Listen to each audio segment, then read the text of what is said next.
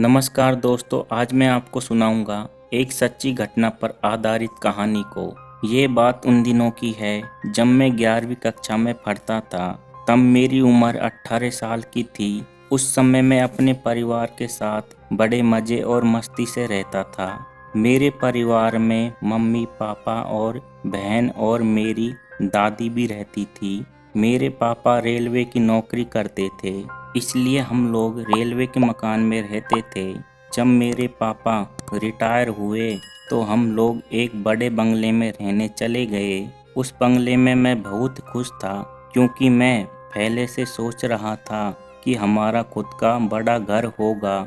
जब हम लोग घर में रहने गए तो हमें एक बेचैनी सी महसूस हो रही थी और हम रात को देर से सोते थे, क्योंकि हमें डरावनी पिक्चर बहुत पसंद थी और हम देर तक टीवी देखते रहते थे। और हमारा बाकी का परिवार खाना खाने के थोड़ी ही देर बाद सो जाते थे।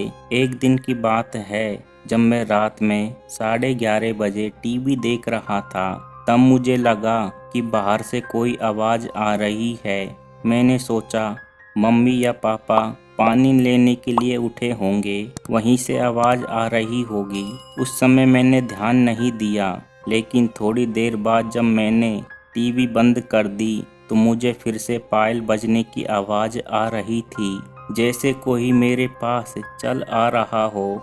मैंने देखा तो कोई ना दिखा, तो मेरे पैर थर थर कांपने लगे और मेरे होश उड़ गए। ये कैसी आवाज़ है? तभी पायल की आवाज़ बंद हो गई। थोड़ी देर बाद आवाज़ फिर से आने लगी तो मेरा दिल ज़ोर ज़ोर से धड़कने लगा, मानो मेरा दिल बाहर आ जाएगा। मैंने सोचा कि मैं ये बात सबको बताता हूँ। जब मैं हिम्मत जुटा के दरवाज़ा खोला तो मुझे वह मेरे पास आवाज़ बजने लगी, लेकिन वहाँ पर कोई ना दिखा। तो मैं किसी तरह मम्मी के कमरे में पहुंचा और सारी बात मम्मी पापा को बता दी। मेरे पापा मानने को तैयार नहीं थे कि मैं सच बोल रहा हूँ, क्योंकि उनको जोर से नींद आ रही थी और वह थोड़ी नींद में भी थे। यहाँ तक कि कोई ने मेरी बातों पर ध्यान ही नहीं दिया।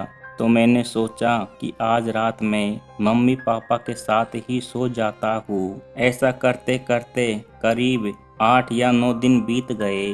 तब भी वह आवाज़ फिर से आने लगी, लेकिन वह मेरे सिवा किसी और को सुना ही नहीं दे रही थी। और अब तो वह आवाज़ चाहे जब आने लगी, लेकिन मेरे साथ कुछ गलत नहीं हुआ और मेरे पापा ने वह बंगला ही बदल दिया और हम लोग फ्लैट में रहने चले गए। हमारे बाद उस बंगले में हमारे जान पहचान वाले लोग रहने आ गए। उनका छोटा बेटा हमारा बड़ा अच्छा मित्र था। एक बार वह हमसे मिलने हमारे घर आया और हमसे पूछने लगा कि एक बात मैं तुमसे पूछ रहा हूँ, सच सच बताना कि उस घर में कभी तुमने किसी के चलने या फिर पायल बजने की आवाज़ सुनी थी। तब तो हमें पक्का यकीन हो गया कि उस घर में कुछ तो था और मैंने फिर से अपने परिवार को बताया। तब उन लोगों ने हमारी बातों पर यकीन किया कि अब मैं सच बोल रहा हूँ। और जो लोग वहाँ पर रह रहे थे, उन लोगों ने उस घर में पूजा पाठ करवाया तो पता चला कि यहाँ पर 7 औरतों ने एक साथ फांसी लगा ली थी और यह उन्हीं की आत्मा थी।